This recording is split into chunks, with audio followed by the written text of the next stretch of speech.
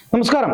രാഹുൽ മാങ്കൂട്ടത്തിൽ അറസ്റ്റിലായിരിക്കുന്നു. രാഹുൽ മാങ്കൂട്ടത്തിന്റെ പേരിലുള്ള മൂന്നാമത്തെ കേസിലാണ് രാഹുലിനെ അതിവിദഗ്ധമായി പോലീസ് സംഘം KPM ഹോട്ടലിൽ നിന്ന് അറസ്റ്റ് ചെയ്ത് കൊണ്ടുപോയത്. പത്തനംതിട്ടയിലെ എയർ ക്യാമ്പിൽ വെച്ച് രാഹുലിനെ ചോദ്യം ചെയ്യുകയും പിന്നീട് കോടതിയിൽ ഹാജരാക്കുകയും മജിസ്ട്രേറ്റിന് മുമ്പിൽ ഹാജരാക്കിയ രാഹുലിനെ 14 ദിവസത്തേക്ക് റിമാൻഡ് ചെയ്യുകയും ചെയ്തിട്ടുണ്ട്. രാഹുലിന്റെ അഭിഭാഷകനായിട്ടുള്ള ശാസ്തമംഗലം അജിത് പറഞ്ഞത് ഈ കേസ് അറസ്റ്റ് ചെയ്യാൻ പോലും ഇല്ലാത്ത കേസാണ്. എന്തിനു വേണ്ടിയിട്ടാണ് രാഹുൽ മാങ്കൂട്ടത്തിനെ പോലീസ് അറസ്റ്റ് ചെയ്തത്?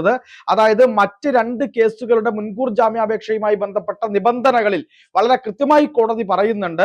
ഈ പോലീസ് സ്റ്റേഷനുകളിൽ പോയി ഒപ്പിടേണ്ടതുണ്ട്, ഇത്ര ദിവസം കൂടുമ്പോൾ പോലീസ് വിളിക്കുമ്പോൾ പോവേണ്ടതുണ്ട് തുടങ്ങിയ കാര്യങ്ങളൊക്കെ തന്നെ കോടതി കൃത്യമായി പറഞ്ഞിട്ട് പോലും ഈ കേസിനകത്ത് എന്തിനാണ് അറസ്റ്റിന്റെ ആവശ്യമുണ്ടായിട്ടുള്ളത് എന്ന് കൃത്യമായിട്ട് ശാസ്തമംഗലം അജിത് കുമാർ ചോദിക്കുന്ന ഒരു സ്ഥിതിയും ഇന്ന് നമ്മൾ കണ്ടു. യഥാർത്ഥത്തിൽ രാഹുൽ മാങ്കൂട്ടത്തിന്റെ വിഷയവുമായി ബന്ധപ്പെട്ട് പറയുമ്പോൾ ചില കാര്യങ്ങൾ പറയാതെ പോകുന്നത് ശരിയല്ല എന്നുള്ളത് കൊണ്ട് തന്നെയാണ് ഈ വീഡിയോ ചെയ്യുന്നത്. രാഹുലിനെ സംബന്ധിച്ചിടത്തോളം രാഹുൽ ഒരു ലൈംഗികപരമായിട്ടുള്ള ഒരു സെക്ഷൽ ഡീവിയേഷൻ ഡിസോർഡർ പോലുള്ള ഏതൊക്കെയോ ഒരു തരം സെക്ഷൽ മനോരോഗത്തിന് അടിമയായിട്ടുള്ള ഒരു മനുഷ്യനാണ് എന്ന് പറയുന്നതിൽ തെറ്റൊന്നുമില്ല.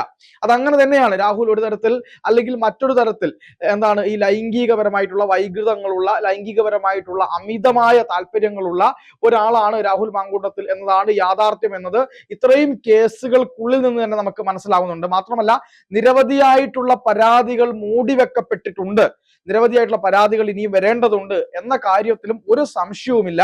ഈ പറയുന്ന പെൺകുട്ടികൾ അനുഭവിച്ചിട്ടുള്ള മാനസിക വിഷമങ്ങളുണ്ട്, മറ്റു കാര്യങ്ങളുണ്ട്, ഒരുപാട് പ്രയാസങ്ങൾ അവർ അനുഭവിച്ചിട്ടുമുണ്ട്. പക്ഷേ ഇതിൽ ഏറ്റവും പ്രധാനമായി ചോദിക്കുന്ന ഒരു ചോദ്യം എന്ന് പറയുന്നത് ഈ കേസിൽ ബലാത്സംഗം നിലനിൽക്കുമോ? അങ്ങനെയാണല്ലോ പറയുന്നത്. അതായത് രാഹുൽ മാങ്കൂട്ടം പീഡനവീരനാണ്, രാഹുൽ മാങ്കൂട്ടം ബലാത്സംഗിയാണ്, ബലാത്സംഗം ചെയ്തു എന്നൊക്കെയാണല്ലോ പറയുന്നത്. അപ്പൊ രാഹുൽ മാങ്കൂട്ടം ബലാത്സംഗം ചെയ്തിട്ടുണ്ടോ അല്ലെങ്കിൽ ബലാത്സംഗ കുറ്റം ഇതിൽ നിലനിൽക്കുമോ എന്നത് ഏറ്റവും പ്രധാനപ്പെട്ട ഒരു ചോദ്യമാണ്.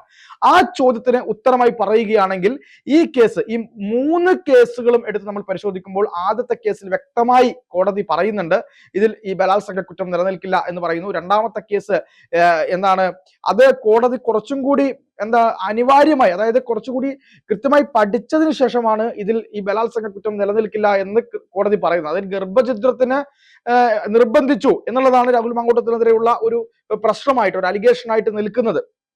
അത് മാത്രമാണ് അവിടെ നിലനിൽക്കുന്ന കേസ് എന്ന് പറയുന്നത്.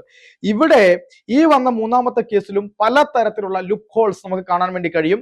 ഈ കാര്യത്തിലും രാഹുൽ മാങ്കൂട്ടത്തിലിനെ ബലാത്സംഗ കേസിൽ ഉൾപ്പെടുത്തി ഒരു തരത്തിൽ അറസ്റ്റ് ചെയ്യാൻ അല്ലെങ്കിൽ പൂട്ടാൻ പോലീസിന് കഴിയില്ല. അറസ്റ്റ് എന്നതിലേക്കല്ല, അറസ്റ്റ് പോലീസിന് ഈ പറയുന്ന രാഷ്ട്രീയപരമായിട്ടുള്ള കാര്യങ്ങൾ അല്ലെങ്കിൽ രാഷ്ട്രീയപരമായി മുകളിൽ നിന്ന് പറയുമ്പോൾ പോലീസിന് ചെയ്യാതിരിക്കാൻ കഴിയില്ല. പ്രത്യേകിച്ച് ശബരിമല ഇഷ്യൂ ഒക്കെ കത്തി നിൽക്കുന്ന സമയത്ത് തന്ത്രിയും മറ്റു ആളുകളും അതുപോലെ തന്നെ പത്മകുമാറും പിന്നെ വാസുവും ബുരാരി ബാബുവും ഒക്കെ അകത്ത് കിടക്കുകയാണ്, വിജയകുമാറൊക്കെ അകത്ത് കിടക്കുകയാണ്.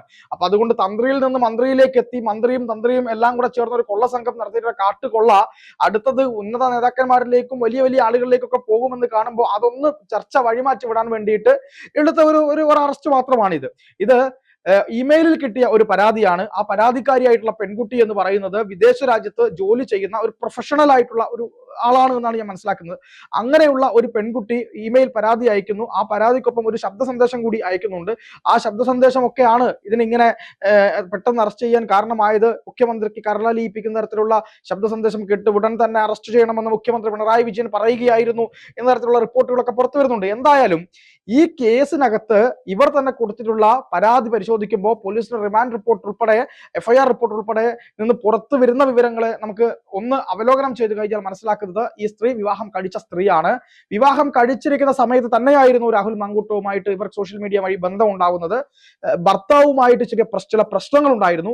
ആ പ്രശ്നങ്ങൾക്കിടയിൽ ഈ രാഹുൽ മാങ്കൂട്ടവുമായിട്ട് ഇവർ ഇത് പങ്കുവെക്കുന്നു. അവർ അങ്ങനെ പരസ്പരം ഒരു സൗഹൃദത്തിലേക്ക് എത്തുന്നു. അതിനുശേഷം ഈ യുവതി നാട്ടിലേക്ക് എത്തിയ ശേഷം രാഹുൽ മാങ്കൂട്ടം കാണണമെന്ന് ആവശ്യപ്പെടുന്നു. അങ്ങനെയാണ് ഇവർ കാണുന്നത്.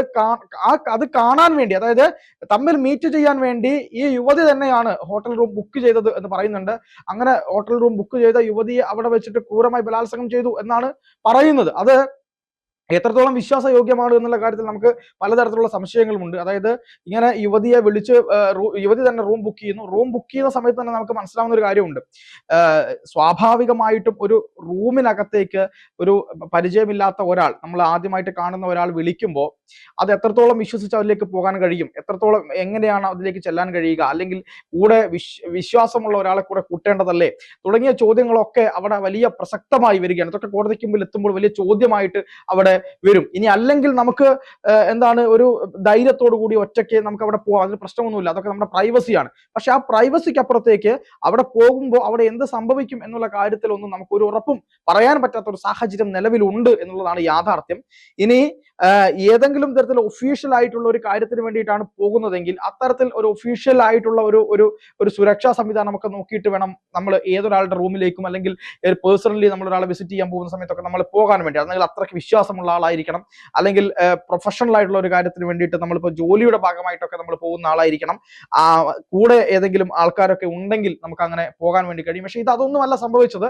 ഇത് ആ യുവതി ബുക്ക് ചെയ്ത പ്രകാരം ആ റൂമിൽ എത്തുകയായിരുന്നു. അതിനുശേഷമാണ് ഇതുണ്ടായത്. സമ്മതപ്രകാരമുള്ള ഉഭയകക്ഷി സമ്മതപ്രകാരമുള്ള ലൈംഗിക ബന്ധമാണ് ഉണ്ടായത് എന്നാണ് രാഹുൽ മാങ്കൂട്ടത്തിന്റെ വേർഷൻ ആയിട്ട് ഇതിൽ അദ്ദേഹം പറയുന്നത്. പക്ഷേ ഇതിൽ യുവതി പറയുന്നത് അതിനുശേഷം ക്രൂരമായി റേപ്പ് ചെയ്യുകയായിരുന്നു, 3 മണിക്കൂറോളം പീഡിപ്പിച്ചു, മുഖത്ത് തുപ്പി എന്നുള്ള ആരോപണങ്ങളൊക്കെ ഇതിൽ ഉന്നയിക്കുന്നുണ്ട്. അതൊക്കെ എത്രമാത്രം ശരിയാണ് എന്നുള്ളത് നമുക്കറിയില്ല. അവിടെ എന്താണ് സംഭവിച്ചത് എന്നുള്ള കാര്യവും നമുക്കറിയില്ല. എന്തായാലും അതൊക്കെ വെച്ചുകൊണ്ടാണ് പോലീസ് റിമാൻഡ് റിപ്പോർട്ട് ഉണ്ടാക്കുന്നത്.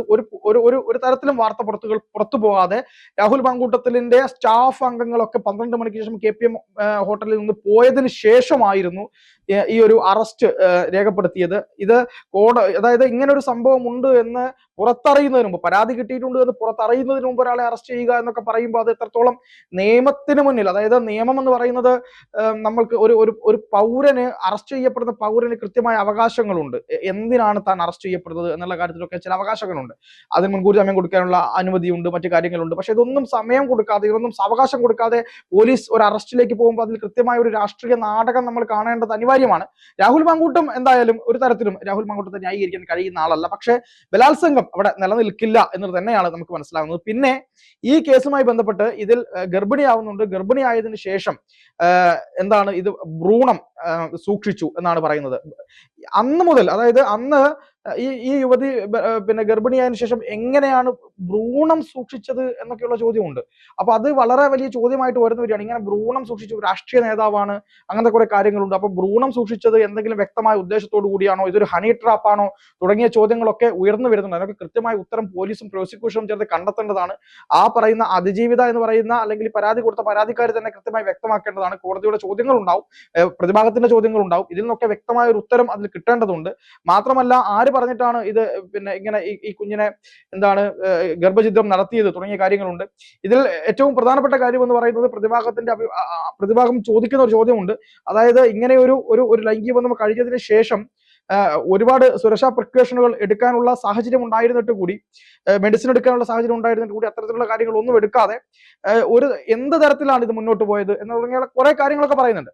ഇത് രാഹുൽ മാങ്കൂട്ടം നിർബന്ധിച്ചു, അതായത് ഒരു റേപ്പ് ചെയ്ത ഒരാളെ അല്ലെങ്കിൽ ബലാത്സംഗം ചെയ്ത ഒരാളെ പിന്നെ ഒരിക്കലും നമ്മൾ ഈ കുഞ്ഞുമായി ബന്ധപ്പെട്ട്, അതായത് ഈ വയറ്റിൽ ഉണ്ടാവുന്ന ഒരുപക്ഷെ ഗർഭിണിയായേക്കാവുന്ന കുഞ്ഞിന് വേണ്ടിയിട്ട് നിർബന്ധിക്കാൻ രാഹുൽ മാങ്കൂട്ടത്തിന് കഴിയില്ല.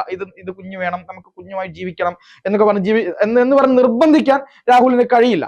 അത് പ്രണയമാണെങ്കിൽ മാത്രമാണ് അങ്ങനെ കഴിയുകയുള്ളൂ. പക്ഷെ ഇത് ഒരു റേപ്പാണ് എന്നാണ് പറയുന്നത്. അങ്ങനെ റേപ്പ് ആയ സമയത്ത് എന്തുകൊണ്ട് അവർ ഒരു പ്രിക്കോഷൻ എടുത്തില്ല, എന്തുകൊണ്ട് ഒരു മെഡിസിൻസിന്റെ ഭാഗമായിട്ടുള്ള കാര്യങ്ങൾ ചെയ്തില്ല എന്ന് തുടങ്ങിയിട്ടുള്ള കാര്യങ്ങളൊക്കെ തന്നെ അവിടെ വന്നിട്ടുണ്ട്. എങ്ങനെ അബോർഷൻ സീനിലേക്ക് പോയി തുടങ്ങിയ ഒരുപാട് ചോദ്യങ്ങൾ അവിടെ അവ്യക്തമായി നിൽക്കുന്നുണ്ട്. ഇതൊക്കെ വലിയ ലൂപ്പ് ഹോൾസ് ആണ്. ഈ ലൂപ്പ് ഹോൾസ് ഒക്കെ തന്നെ രാഹുൽ മാങ്കൂട്ടത്തിന് അനുകൂലമായിട്ട് വരുന്ന ലൂപ്പ് ഹോൾസ് ആണ് എന്ന കാര്യത്തിൽ യാതൊരു സംശയവുമില്ല. പക്ഷേ ഇതിൽ ബലാത്സംഗ കുറ്റം, അല്ലെങ്കിൽ രാഹുൽ മാങ്കൂട്ടം വലിയ തരത്തിൽ ബലാത്സംഗം ചെയ്തു, രാഹുൽ മാങ്കൂട്ടം ഉപദ്രവിച്ചു എന്നൊക്കെ പറഞ്ഞ് ഒരു പീഡനവീരനാണ് എന്നൊക്കെ പറയുന്ന തരത്തിലുള്ള കാര്യങ്ങളോട് കോടതി പോലും പലപ്പോഴും വിയോജിപ്പ് രേഖപ്പെടുത്തിയിട്ടുണ്ട്. ഇവിടെ സംഭവിക്കുന്നത് രാഹുൽ മാങ്കൂട്ടത്തിൽ സ്ത്രീകളുമായിട്ട് പരിചയപ്പെടുന്നു. ആ പരിചയപ്പെടുന്നതിന്റെ പുറത്ത് പിന്നെ ബന്ധമുണ്ടാവുന്നു. ആ ബന്ധത്തിന് അപ്പുറത്തേക്ക് ലൈംഗിക ബന്ധത്തിലേക്ക് പോകുന്നു. ലൈംഗിക ബന്ധത്തിന് ഇടയിൽ അവർ തമ്മിൽ പരസ്പരമുള്ള പ്രശ്നങ്ങൾ ഉണ്ടാവുന്നു. രാഹുൽ ഓരോ സ്ത്രീകളുമായിട്ടും ഈ ബന്ധമുണ്ടാക്കിയിട്ട് കല്യാണം കഴിക്കാം, വിവാഹം കഴിക്കാം എന്നൊക്കെയുള്ള വാഗ്ദാനങ്ങൾ കൊടുക്കുന്നുണ്ട്. അങ്ങനെ വാഗ്ദാനം കൊടുത്തതിനു ശേഷം അതിൽ നിന്ന് പിന്മാറുന്ന ഒരു ശൈലിയാണ് അദ്ദേഹം കാണുന്നത്. മാത്രമല്ല ഇത്രയും ആളുകളുടെ എല്ലാം മൊഴിയെടുത്ത് നമ്മൾ പരിശോധിക്കുമ്പോൾ ഈ സ്ത്രീകളോടെല്ലാം തന്നെ ഗർഭിണിയാവണം, കുഞ്ഞു വേണം എന്ന് തുടങ്ങിയിട്ടുള്ള കാര്യങ്ങളൊക്കെ അദ്ദേഹം പറയുന്നുണ്ട് എന്നാണ് പറയുന്നത്. ഇത് യഥാർത്ഥത്തിൽ ഇതൊരു ഒരിക്കലും ഒരു ബലാത്സംഗമല്ല, പിടിച്ചു കൊണ്ടുവന്ന് റേപ്പ് ചെയ്യുക, കിട്ടിയ പാടെ റേപ്പ് ചെയ്യുക, അത്തരത്തിലൊരു കാര്യമല്ല ഇവിടെ നടന്നിരിക്കുന്നത്. ഇത് കൃത്യമായി നടന്നിരിക്കുന്നത് എന്താണ്, പരസ്പര സമ്മതത്തോടെയുള്ള ലൈംഗിക ബന്ധം, പിന്നീട് അതിൽ നിന്ന് ഒരാൾ അത് നിലനിർത്താതെ പോകുന്ന സമയത്ത് ഉണ്ടാകുന്ന പ്രശ്നവും, അതോടൊപ്പം തന്നെ അത് കേവലമായിട്ട് അങ്ങനെ മാത്രം കാണാതെ രാഹുൽ മാങ്കൂട്ടത്തിലിന് ഇതൊരു ഒരു സൈക്കോ മെന്റാലിറ്റി പോലെ, അതായത് സെക്സ് എന്ന് പറയുന്ന ഒരു കാര്യത്തെ ഒരു വല്ലാത്തൊരു തരത്തിലുള്ള ഒരു അഭിനിവേശം കയറി ഒരു പ്രത്യേക തരത്തിലുള്ള സൈക്കോ രീതിയിലേക്ക് കാര്യങ്ങൾ കൊണ്ടുപോയി സെക്ഷൽ ഡീവിയേഷൻ ഡിസോർഡേഴ്സ് പോലുള്ള അമിതമായ സെക്ഷൽ താല്പര്യത്തോടു കൂടി തന്നെ നിയന്ത്രിക്കാൻ പറ്റാത്ത, തന്റെ മനസ്സിനെ നിയന്ത്രിക്കാൻ പറ്റാത്ത രീതിയിലേക്ക് അദ്ദേഹം പോയിട്ട് കാട്ടിക്കൂട്ടിയ കുറെ കാര്യങ്ങളാണ് ഇത്. അത് തന്ത്രപൂർവ്വം ചെയ്തു എന്നുള്ളതാണ് നമ്മൾ ഇതിൽ നിന്ന് മനസ്സിലാക്കുന്നത്. കൃത്യമായി സൈക്കാട്രിക് മെഡിസിൻ ഉൾപ്പെടെയുള്ള ചികിത്സകളാണ് അദ്ദേഹത്തിന് കൊടുക്കേണ്ടത്. മാത്രവുമല്ല ഇദ്ദേഹത്തിന്റെ ഈ പേരിൽ പറയുന്ന ബലാത്സംഗ കുറ്റമോ മറ്റു കാര്യങ്ങളോ ഒന്നും തന്നെ ഈ കേസിൽ നിലനിൽക്കാൻ പോകുന്നില്ല. ചതി, വഞ്ചന, അതുപോലെ തന്നെ ഈ ഭ്രൂണം നശിപ്പിക്കാൻ, ഒരു കുഞ്ഞിന്റെ ജനിക്കാനുള്ള അവകാശത്തെ നിഷേധിക്കൽ തുടങ്ങിയിട്ടുള്ള കേസുകളാണ് ഇതിൽ നിലനിൽക്കുക. പക്ഷേ മാധ്യമങ്ങൾ പറയുമ്പോൾ പലപ്പോഴും അങ്ങനെയല്ല പറയുന്നത്, ക്രൂരമായ ബലാത്സംഗമാണ്, റേപ്പാണ്, എന്നൊക്കെ പീഡനമാണ് എന്നൊക്കെയാണ് പറയുന്നത്. അത്തരത്തിലുള്ള കാര്യങ്ങളൊന്നും തന്നെ നിലനിൽക്കാൻ പോകുന്നില്ല. ഇത് കൺസെന്റോട് കൂടി നടന്ന സെക്സ് തന്നെയാണ്. പക്ഷെ അങ്ങനെ നമുക്ക് മനസ്സിലാക്കാൻ കഴിയുന്നത്, അങ്ങനെയുള്ള സെക്സ് നടന്നതിന് ശേഷം അതിൽ നിന്ന് പ്രശ്നങ്ങൾ വരുമ്പോൾ അതിന് ഈ കേസ് കൊടുക്കുന്നു. പക്ഷെ അങ്ങനെ ഉള്ള ഒരു വ്യക്തിയുടെ സ്വഭാവ വൈകൃതം, അങ്ങനെ യൂസ് ചെയ്ത് ഒഴിവാക്കുന്ന ഒരു സ്വഭാവ വൈകൃതമുണ്ട്. ഇവരൊക്കെ തന്നെ കല്യാണം കഴിഞ്ഞ യുവതികളാണ്. കല്യാണം കഴിഞ്ഞ യുവതികൾക്ക് വിവാഹ വാഗ്ദാനം നൽകി പീഡിപ്പിച്ചു എന്നൊരു പരാതി നൽകാൻ തന്നെ അവകാശമില്ല എന്ന് സുപ്രീം കോടതി വ്യക്തമായിട്ട് പറഞ്ഞിട്ടുണ്ട്. അപ്പൊ അതുകൊണ്ട് കൃത്യമായി ചില കാര്യങ്ങൾ സൂക്ഷിക്കേണ്ടതുണ്ട് എന്ന കാര്യത്തിൽ ഒരു സംശയവുമില്ല. രാഹുൽ മാങ്കൂട്ടത്തിന്റെ ഒരു തരത്തിലും ന്യായീകരിക്കാൻ കഴിയില്ല.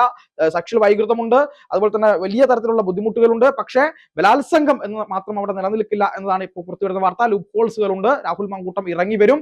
ഇത് രാഷ്ട്രീയ നാടകവും ഇതിന്റെ പുറകിൽ പ്രവർത്തിച്ചിട്ടുണ്ട് എന്ന് തന്നെയാണ് മനസ്സിലാക്കുന്നത്.